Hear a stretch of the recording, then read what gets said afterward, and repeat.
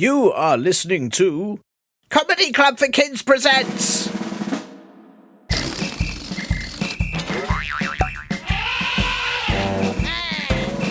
Radio Nonsense, Radio Nonsense, Radio Nonsense, Radio Nonsense, Radio Nonsense. Greetings and salutations to you podcast listeners. Yeah, both of those things, you see, it's like a sort of special offer. This week you get greetings and salutations this week, instead of just one or the other. But next week it'll probably be maybe just greetings or something more in season. Maybe I'll try and go for a seasonal greeting like Yarg or, well, doodly-oo to you. It all just sort of depends. Podcast listeners, that's why I called you. It's not really a great name for you all, is it? I realise that in all the time that I've been doing this show, I haven't got a good name for all of you lot that tune in, which is, of course, the show, I should say, is Radio Nonsense, the official comedy club for kids podcast for all ages from to and everything in between. And I suppose I could go down the sort of podcast name route. I mean, maybe you could all be Nonsensers, Radio Faces, Radnons. No, I'm not sure any of those work. How about I called you something to do with listening, like Ear Champs, Sound Scamps, hey Audio Sillies, hey what's up Noise Goblins, you Harkin Barkers. Are there any winners in there? I might be doing this the wrong way. Maybe I should call you something to do with the show. What's going on, Stinky Hippos? No, I can't call you Stinky Hippos because then I'd be worried that we'd get you confused with actual Stinky Hippos, and instead of listening to the show, you'd have to sit in the fridge covered in air freshener, which wouldn't be very nice, and you'd get very cold. It'd be awful. Linders. Maybe you could all be Linders. But then how would Linda feel about that? Linda, how do you feel about all the listeners being called Linda as well? Linda? She's obviously not around today. Where is she? Who is she? I can't really call all of you Lindas without checking in with Linda, can I? I saw a band this week called the Linda Linders, who, if you don't know them, are all kids. And they play amazing, awesome punk music. And I went to see them because I thought maybe that's where Linda would be. But it turns out, as brilliant as the Linda Linders are, none of them are called Linda, so they can't be that Linda. And also other Linda wasn't there, but she might have been, so I don't really know who she is. So should all of you be Lindas? But then, you know, you might also have to be in a very cool band, which would be amazing, but also tricky because there's quite a lot of you that listen to this show, and it might really ruin the real band's tour if they have a stage full of people all playing music at the same time. Okay. What about if I refer to you all as farting ducks? No, that's a bit rude, isn't it? Pod farts? Pod kids, pod people, pod peas. And that sounds like you're all little green peas. And then someone might try and eat you. Right, this is very tricky. If you have any good ideas for what you'd like to be called as listeners of this show, then please do get in touch. And don't just say that you'd like to be called your name, because it would take me ages to read everyone's names in every single podcast episode, wouldn't it? It'd be like the world's longest class register, and then I'd have to wait for you all to say here, or what do some children say in their class? You might say present, which is a terrible thing to say, because then often they don't have presents with them, so you just sort of get your hopes, like you think, oh, there's a present, and then you haven't got a present, so it's rubbish. So yes, suggestions please for names for what you could all be called. And if you've got a good idea, please get your galumping saddle geese, grown-ups, to help you email us at podcast@comedyclubforkids.co.uk. And if anyone sends in a really good suggestion, I will send them one of our books. Also, please do send in any questions that you need answering on this show. We do indeed need more of those. If you would like more of these here shows for you to ear chomp, you sound weasels. No, you're right. No, not those names either. So, questions, jokes, whatever. And also, this is the last time I'll mention it, as the deadline for entries is June the 30th. If any of you UK pod scoffers, no, not that one. If any of you in the UK who listen to this show want to enter our competition to win a free 6-month subscription to Britannica magazine, please do send in your favourite funny or weird fact, and I will announce the winners in 2 shows' time, as well as all the weird funny facts that they've sent in too. Thanks to everyone who's sent in loads so far. They are absolutely brilliant. They are keeping me very entertained. And the latest Britannica magazine has a fact about if bulls really charge when they see red, which, spoilers, of course they don't, because bulls only charge when you plug their charger in, and then it takes hours till they get to 100%, but once they go, they can go around snorting and stomping for ages. They're very well made bulls, I have to say. If only you could get a travel sized one for holidays, that would be really handy, wouldn't it? What with the summer now being here, you can also grab, or your galumping saddle geese can grab, a Radio Nonsense t-shirt at our Comedy Club for Kids.store, which has loads of designs and colours and even grown-up sizes if they can handle looking cool for once in their ancient lives. And do check out our live shows at comedyclub4kids.co.uk, which I'm afraid are currently only in the UK for now, but we are at so many venues and loads of festivals all over the summer, so if you're going to Camp Festival or Latitude or the Edinburgh Fringe, do come and say hey, especially if you're asked what dried grass is called, because then that's the only answer, isn't it? Hey, that's it. Okay, Radnon Podders. No, that one doesn't work. I'll keep thinking of names for you all, and in the meanwhile, you listen to this week's Most Importantest Bit. You're not really listening to me, are you? I am very excited to be joined on the show today by Javier Jarquin, aka Javier, King of the Cable Car, JJ Pringle's Shoes, the Trepidatious, and as we all know, to those who speak the Zosa language, Quafela Akuba una Madolo Amale. But of course, all of our listeners will know you as the man who dropped the world's biggest ever ice cream, inventor of the very, very popular trunk holders for elephants, and most famously for your series of acclaimed TikToks where you travel around the globe renovating people's gnomes. Javier, it is a joy to have you on the show. How are you doing? Oh, it's great to be here, and in between my very busy schedule of gnome remodeling and ice cream dropping. Still not over that ice cream. Yes, you should have seen how many flakes were kind of sticking out of that one. Well, I was worried about bringing it up because I know that while it was a sort of record-breaking achievement, I know it was probably also quite traumatic for you at the time. It was so traumatic, and on the day every year, I go outside and buy an ice cream, and I just stare at it. I don't lick it, I kiss it until it melts. And then we just remember every year beautiful. On the date. That's beautiful. Yeah. But there was a lot of, I felt you taught a lot of people an important lesson. There's a lot of kids out there that have been a lot more careful with ice cream since you dropped that one. There were also a lot of dogs that were very happy that you dropped it on the day, if I remember. Oh, of course, mate. The dogs came running for miles. It was their best day ever. They were dropping balls and like their owners were being pulled on their leashes all the way to the ice cream pool that had just formed. Like, I don't know if you've ever seen like a dog gasp, but they can. It's very inaudible. They do it at a very high frequency that humans can't hear. But wow. Like the closest, they just, but very, very subtle. That's beautiful. I mean, I didn't know that. And I worry that we've missed all these incredible dog gasping moments throughout history because we didn't, until you saw so many of them do that at the same time, it wasn't something we realized they could do. That's right. Not since the we haven't heard a gasp like that since the lorry carrying all those tennis balls crashed on the highway. Of course, which again, we go back to that. That lorry driver is just he's traumatized by the experience. It's awful for him. But look how many dogs he made happy, and I think that's the way we've got to look at your ice cream incident. That ultimately you brought more joy than distress. I mean, if we kind of been able to harness the power of the wagging tails, we could have provided, power for a city for a year. Oh my goodness! I mean, that's an incredible idea. Is that something you're working on out of interest? Or I've let it slip. I've let the cat out of the bag. I am working on windmill technology, by making dogs happy. The tail wags and it wags hard.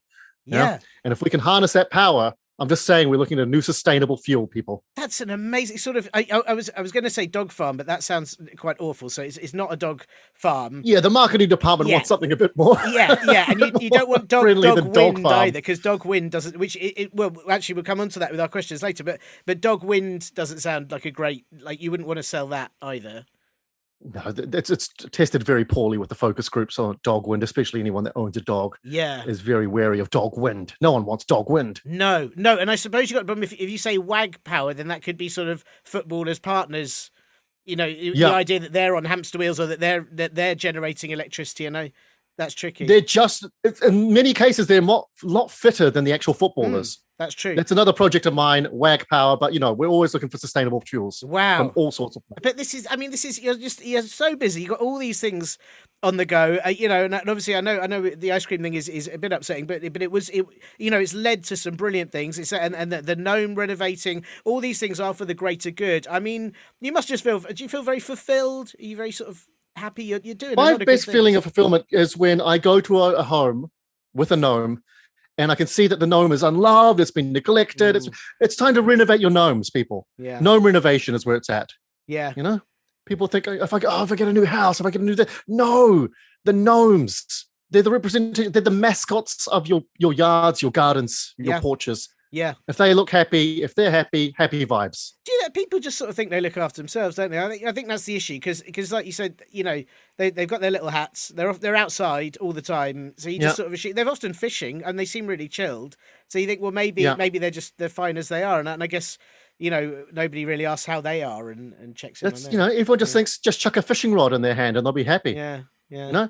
I sometimes put like a little PS5 controller in their hands. Oh, that's nice. Yeah, that's nice. Maybe a little ice cream in their heads. Anything, but I'm trying to get them into new hobbies. These gnomes, because what do? They read books, they fish. They sit on toadstools. That's all they tend to do. Really? Yeah. I'm getting them to like try yoga. Sunglasses. I want them out there flying kites. This is lovely because they also, do move. That thing of a lot of the times they are fishing in ponds with absolutely zero fish in, and that ultimately is going to be quite frustrating.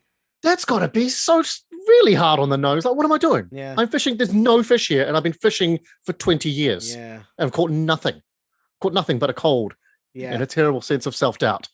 Uplift these gnomes. Give them graphic novels instead of the novels.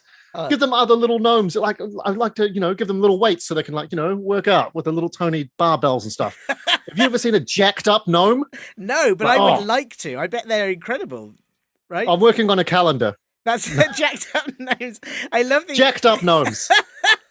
I love it. And then you can sort of change them into they could be doing much more extensive gardening work rather than just sort of a bit of fishing. They could be probably mowing the lawn and chopping down trees and Absolutely. You get your gnome jacked up. They will tear up that garden. Forget the digger. Yeah. Put those tools down. Let the gnomes do it. Well, you see, this is your work is to benefit everyone. It's not just the gnomes. It's to benefit everyone. And I mean, but how are you? Are you finding time for yourself as well? Because you're so busy helping everyone else. Are you well? I'm trying to sleep as much as I can. That's good. Yeah. Good. Every time I get home, I just try to sleep because that's when everything in your body happens. That's when your body repairs itself. That's when it charges the batteries. I like to sleep as much as I can. Yeah, that's good. I'm a big fan of sleep. I don't think I get enough of it. And one of my issues is, and I know you're a parent as well. Kids don't seem to, and a lot of our listeners are kids. I don't know if you know this, but they don't seem to like sleep. And I'm trying to tell my daughter all the time. Actually, I think sleep is one of the very best things that we get to do ever. You don't have to do anything. It's amazing. I'm trying to maximize my sleep and trying to do other things. Get my other jobs done while I'm sleeping. I'm trying to eat meals while sleeping. Wow. I'm just kind of leaving like the plate next to the bed with a little fan that blows the the aroma of the food towards the pillow. So hopefully in my sleep, I just slowly started to train myself to sleep eat. I've got the sleep walking down. Yeah. So I'm getting my fitness while I sleep. Now I'm trying to sleep eat. And if I can get to sleep shower as well, then I think I'm really onto something. If I could just live my life sleep, I think I'd be great. Yeah, I mean, that's an amazing... Sleep eating is something I'd never thought about, but wouldn't that be great if you woke up already full and you're like, I've already done that. I don't need to sort of mess about with eating now. I got it in my sleep. My only concern would be, would you also have to sleep poo? Like, does that bit have to happen? Working on it. Right. Right. Leaving a little bucket next to the bed. Sure. Yeah. And but you've got I've got little headphones on, and it's got my mum's voice just going, "Do you need to? Yeah. If you need to, it's right there. Yeah, if you just no harm in trying. You just go try if you want." And that just plays over and over again while I'm sleeping. Wow, and you've got to be very careful about. You don't want to play that when you're meant to be eating, and you don't want to do the food room as when you need to be like you've got to have this all well timed, otherwise it can go horribly wrong. There have been some nights where we've been very, very close to disaster. Let me tell you. Yeah. But we this times my wife is waking me up going, "No, stop."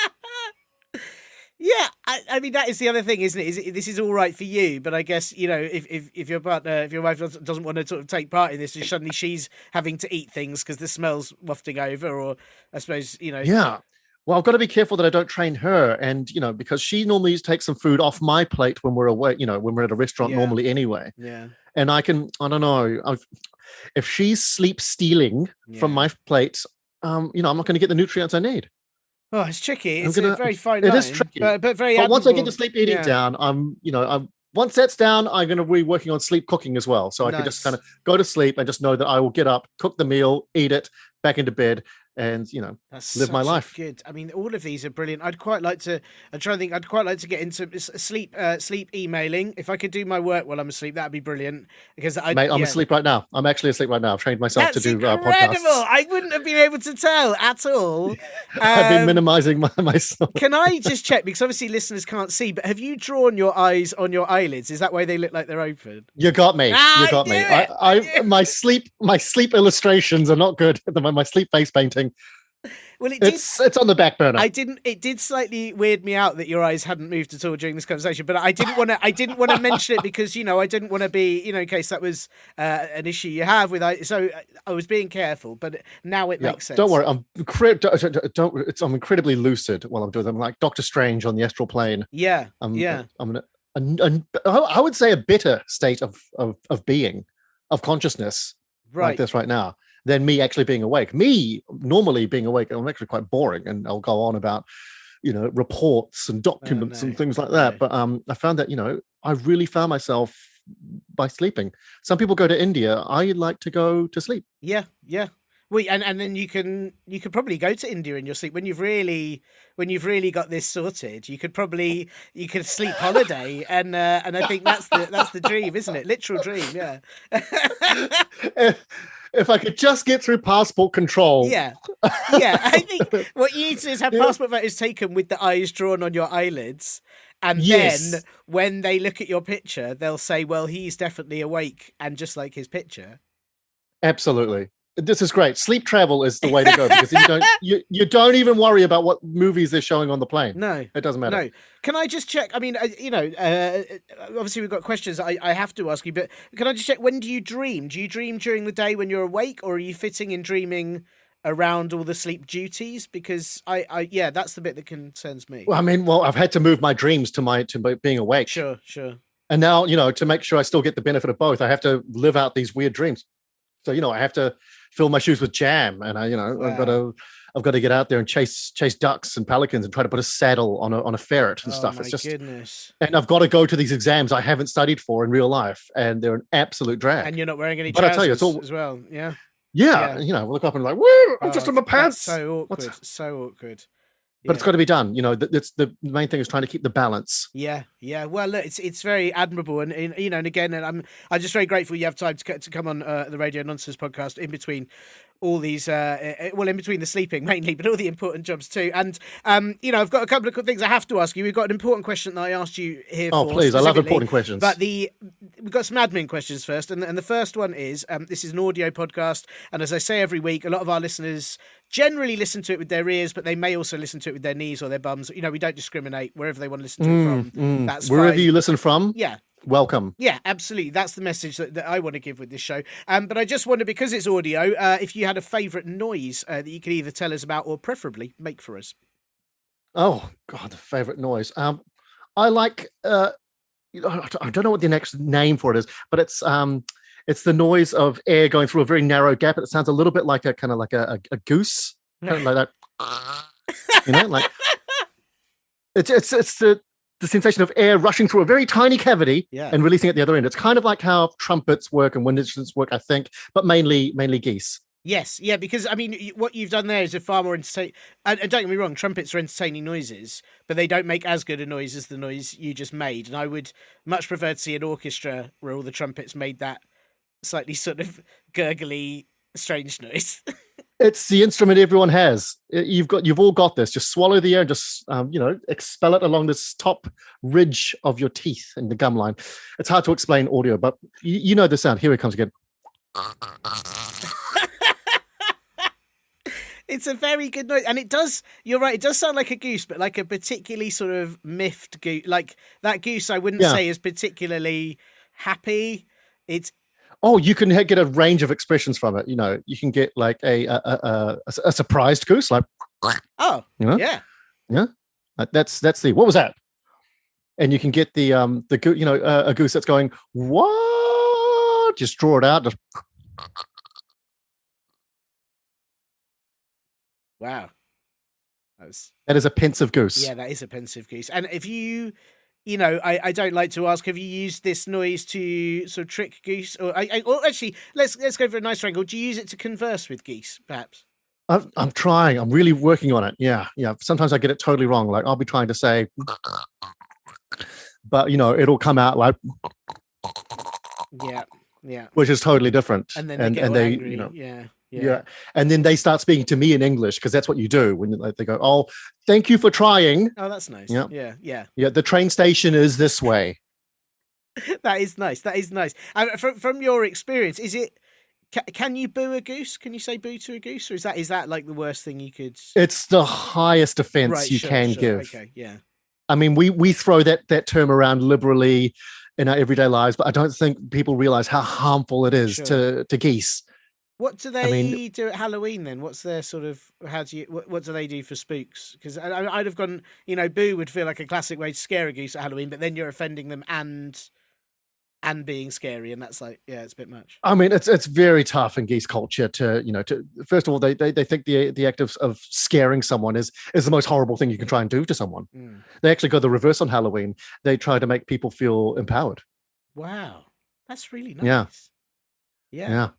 Wow, that's really, so like Halloween's all about the dead and coming alive, but this is about just living your life. It's sort of like it's the reverse. It's being more alive, isn't it, rather than being undead. Yeah, that's lovely. Oh yeah, what they do is they kind of tend to gather around in groups and just kind of give people like an empowering stare. Like they'll just kind of give a stare of like, just look at someone, just kind of wide-eyed, just kind of go, "Oh my god, you look amazing, just this lovely," and that's actually where you get the word gander from. Right, a goosey gander is like an empowering stare. I am sad there aren't more TED Talks by geese. I feel like they could really boost people, and they want to do it. Yeah. They want to empower us all.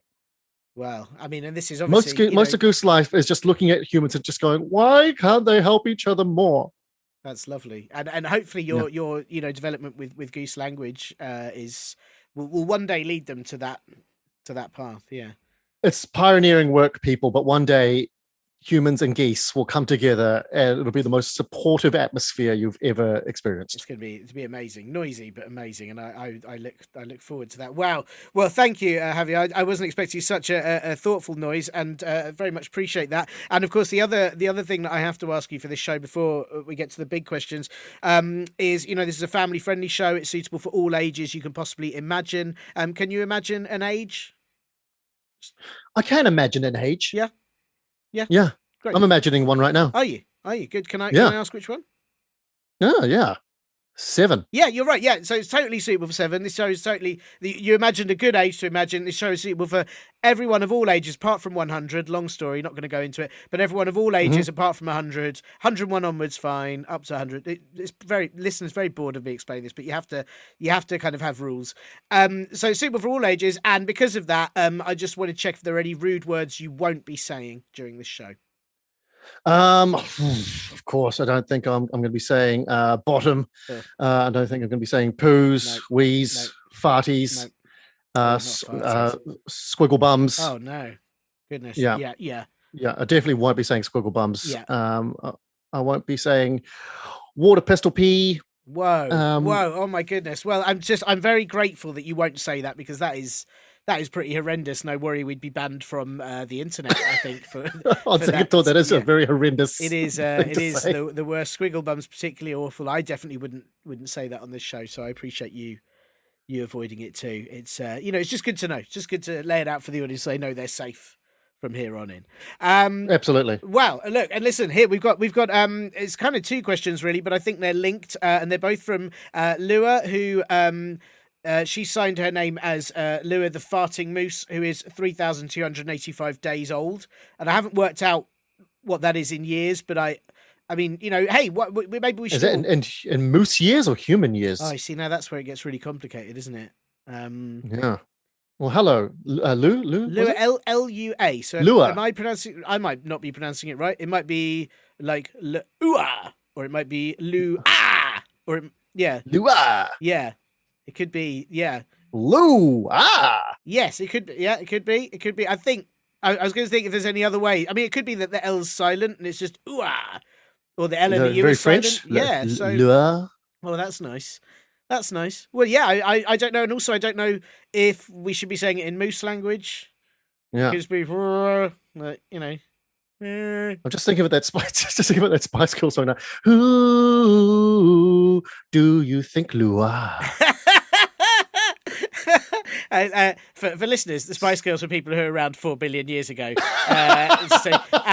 Bizarrely, they didn't do any cooking with. They might have done cooking with spices, but they weren't. Which is, I always thought was a disappointment. Your Spice Girls surely should all represent a different.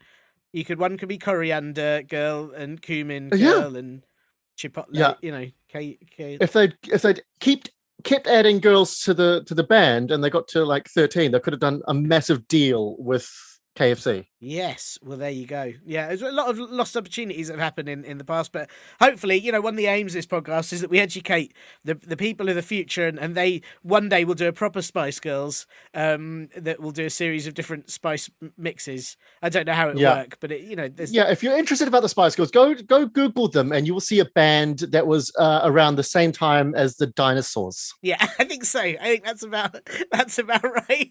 Yeah. Judging by, I was definitely around during the dinosaurs. I don't know if you were, so I think that's probably about right. Yeah. What's your favorite dinosaur? Do you know, as hard, I quite like the Triceratops, simply because I like Triceratops. Yeah, because it's got like the 3 horns thing going on, and it just looks super cool. Yeah, it does look super cool, doesn't it? I just like that. I like the idea of the I was around the time where you're old enough to go like Triceratops. Tri means 3. Yeah. And that's why it's called that. That's right. And I felt very, very smart for knowing that. And I liked the look of them. And then when I realized how massive they were, that's when I loved them even more. I always had the idea that they were a lot smaller, like maybe the size of like a hippo or that would be awesome. And then I realized how massive they are. Yeah, and I was huge. Like, oh, Triceratops, when do you stop giving? They're amazing. Well, it's also, they've got the horns thing, but then they've got like the back of their heads, like almost like a kind of like a reptile mane. Like it's not a mane, but it's like kind of like fans out. Like a shield, and it just looks like a bone. Yeah. It's like they're always wearing a brilliant hat. I just love it. It is. Big fan. Yeah, big fan of it. Like their face is always being presented. Yeah. I just assume no one by lampshade messed with them. I always assume like everyone would be like, "No, it's cool. We'll just leave those guys alone. They're doing their thing." Yeah. How about Triceranaut? Yeah. Whoa. Yeah. Wow. You should have been around to name. I can't believe maybe that's the next campaign. Rename some of these guys. T-Vex. How did Triceratops say hello? Triceratop of the morning to you. Oh no! What? Okay, I'll get my coat. This is great. It's listeners, it looks like it's quite cold where Javier is. I think that's why he's doing that. So listen, we've got these questions from Louis the farting moose. Farting moose. Who knows? Triceratops may be absolutely important to the answers of this. I'm not sure, but I'll ask you. We'll do these one at a time, but they are linked, I would say, and they're in fact quite linked to some of the work that you're undertaking. And question 1 is it socially acceptable when you are a dog to fart? And Lua then puts, I have a dog called Noodle. She is a real prude. I can't imagine she would be impressed if one of her fellows passed wind. Yeah, is it socially acceptable for a dog to fart? I mean, for humans, yes, absolutely. For dogs, who knows? I mean, they're always sniffing each other's bums, aren't they? Yeah. I mean, so they're kind of, it's like they're expecting it. Yeah, but is that expecting it, or is it an inspection? Is it like saying, have you farted recently? I'm going to check, because if you have, we're going to send you to dog police. I mean, how you can't get too prudish about it. Like if we met at a park, you and I immediately thrust my nose into your bottom and started sniffing, and then you farted. I mean, that's shame on me, surely. Yeah, that's true. That is true. I can't suddenly be like, how very dare you? I was trying to inspect your bum with my nose, and then you go and fart in it. Like that's kind of on me as well. Like it's. Yes, that is true.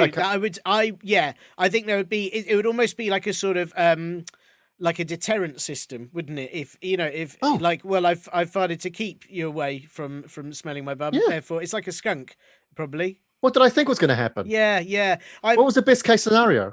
That's true. That is true. I mean, there isn't really. I mean, it can only get worse. Actually, there's only worst case scenarios that can come from that. I wouldn't advise any listeners undertake such things. I mean, Absolutely, stick with the high five, the fist bump, the handshake. Maybe don't go sniffing people's bums when you meet them. Well, here's it's only asking for trouble. I've got two questions for you. Well, actually, no. One question is: do you think the dogs have to sniff bums because they don't have high fives? I know every now and then you get a dog that can do a little like a high five or put its paw in your hand, but most it's not really anything dogs can do to each other. It's hard for dogs to high five. I think deep down, all dogs want to be like those airport security sniffer dogs, and so when they meet other dogs, they're just kind of like acting it out, like, okay, what do you got in there? All right, what's in here? Sniff around the bum. Like, what are you carrying up there? Anything in here? All right, better not be anything in here. Yeah, so I think that's what they do. That's what. So it's just So it's just that they want to be seen as more important than they are. Yeah, and they're more suspicious than you think. Dogs. Yeah, always sniffing around. But to answer your question, Luna, is it socially acceptable for a dog to fart? Yes, it is.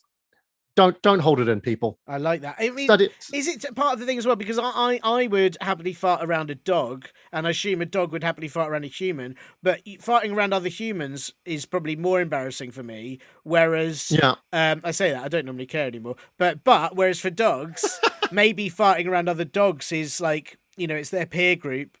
So it depends on if they're at a posh dog party, they won't want to fart. But if they're absolutely, I love the idea of posh dog party. Yeah, absolutely. That's where we get those in the side room. There is like all these dogs playing poker. Yeah, I was just going to say that's what I was basing it on.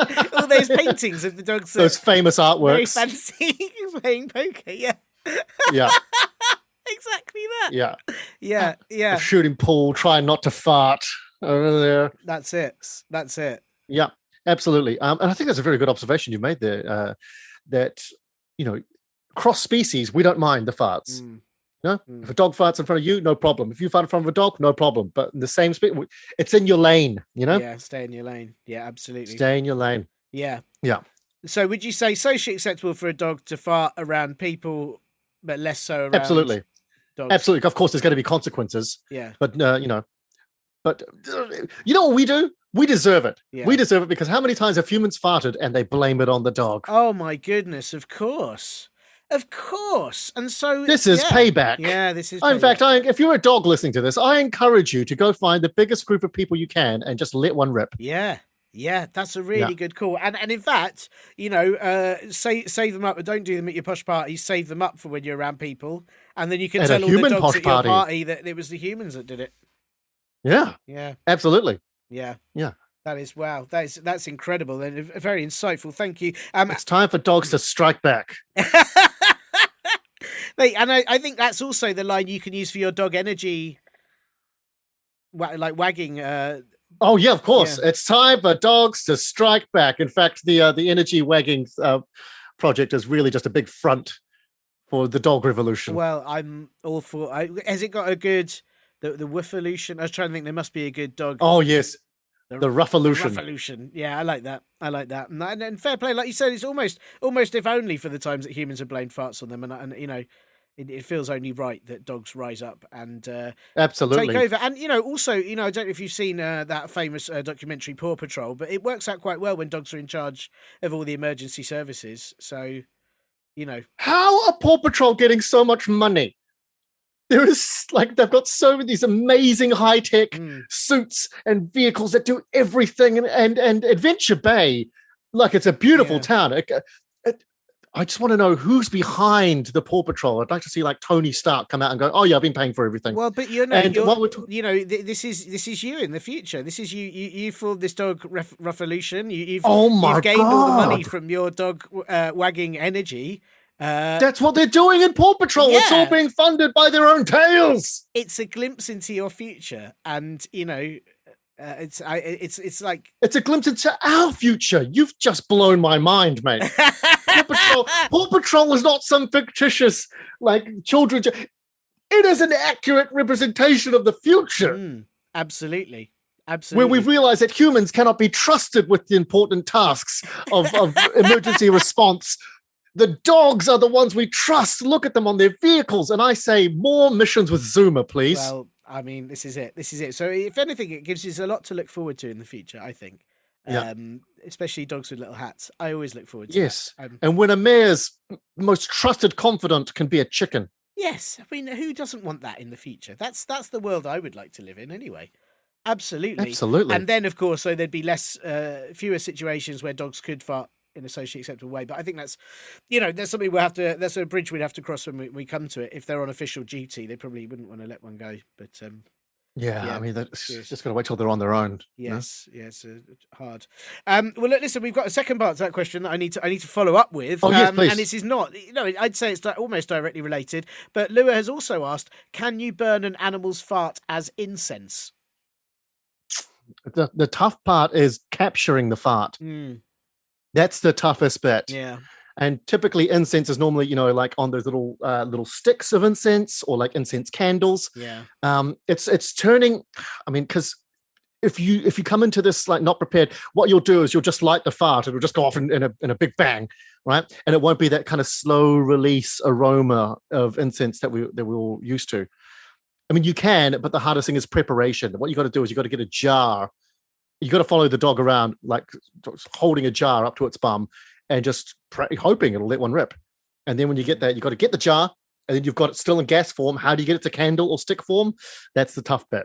That is really hard, isn't it? That is really hard. I mean, is that how, when they make incense sticks, is that what they have to do? Do they have to go around with a little jar and kind of capture smells from other things? Absolutely. There are smell catchers out there.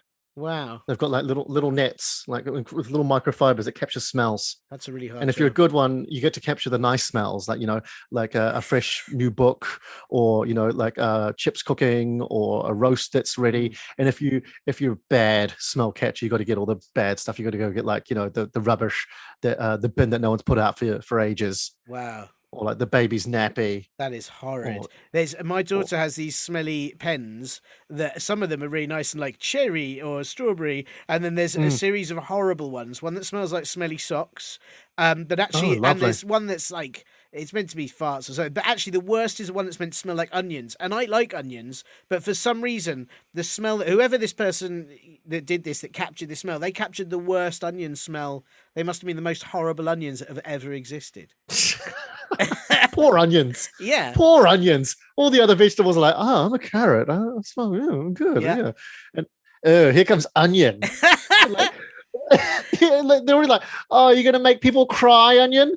And you're like, yeah, that's what I do. Yeah. And like, you smell as well. I don't mean to. I'm very complex. I've got lots of layers. Yeah, well, that's why people make people sort of feel like they have to make onions cry, and maybe that's it. It's this.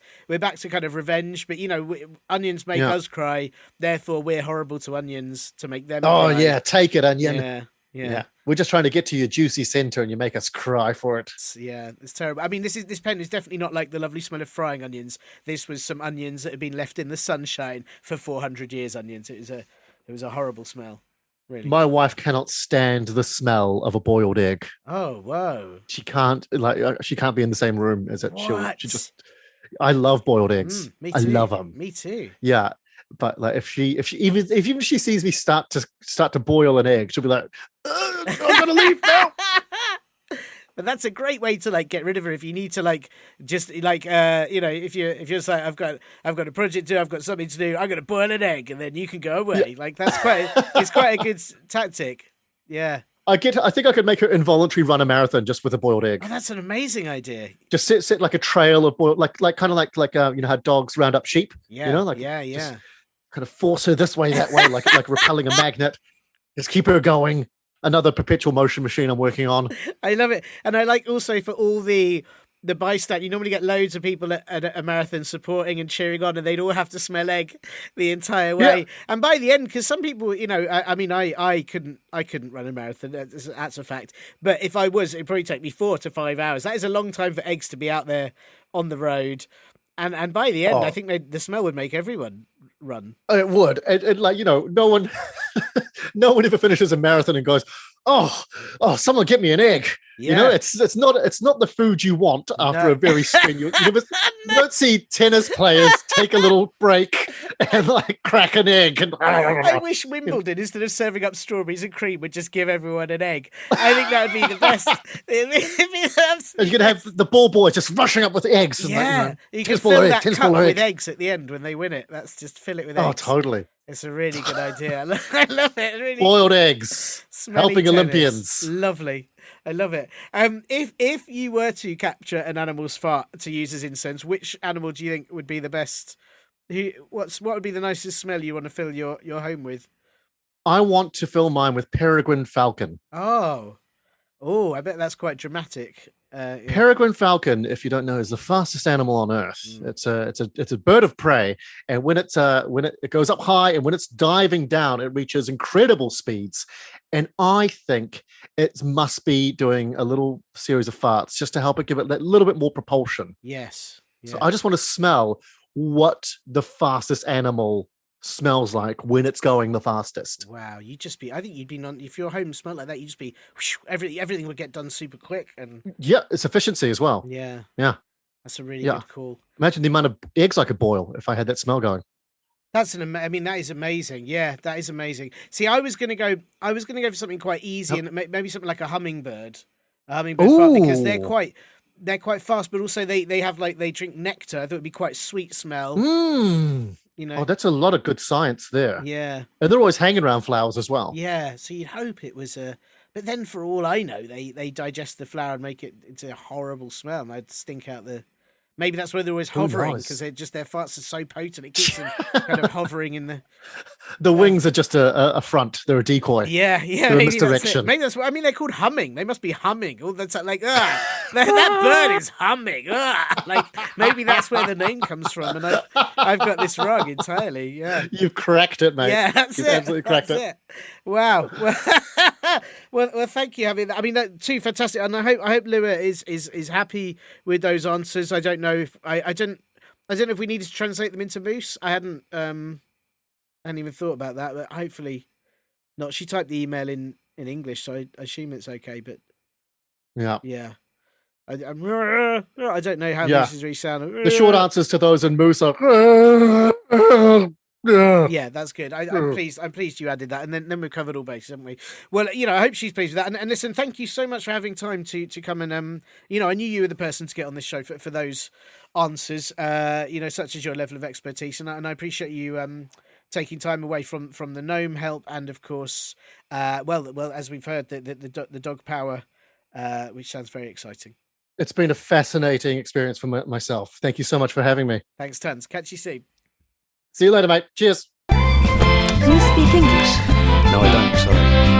Ginormous thanks to Javier for being able to fit in answering Lua's questions despite his very busy gnome and animal whispering schedule. We do get a lot of animal whisperers on this show, don't we? There's obviously a big sort of crossover between calming animals and answering podcuers' cues. No, I won't use podcuers as a name either. You're right, that one is rubbish. I hope, Lua, that you enjoyed your answers, and if you didn't, please write any complaints you have in leaves on the floor outside, and at some point the wind will blow them away and I won't have to deal with it. If you out there, hang on, I'm really running out of ideas now. CC4K RNLers. No, that's really complicated. If any of you listeners have any questions you need answering, ideas for what I should call the listeners to this show, own written jokes you want me to read out, or funny or weird facts to win a Britannica Mag subscription, then all of those things, right, you just have to get your galumping saddle geese, grown-ups, to help you email us at podcast@comedyclub4kids.co.uk. Get yourself a dazzling Radio Nonsense t-shirt at our Comedy Club for Kids store, and check out our live shows at comedyclub4kids.co.uk too. Right, well, that is it. And now I'm not really sure how to say bye when I still haven't worked out how to say hello to you all properly. No, I'm really not sure what else I could call you. Radio Nordians, Radaudience nonsense. No, I think I'm out. Right, well, I'm not going to say goodbye if I don't have a name for you. So maybe I just don't say goodbye at all, and then I don't have to call you anything, do I? Yeah, maybe that's the plan. You have been listening to Comedy Club for Kids presents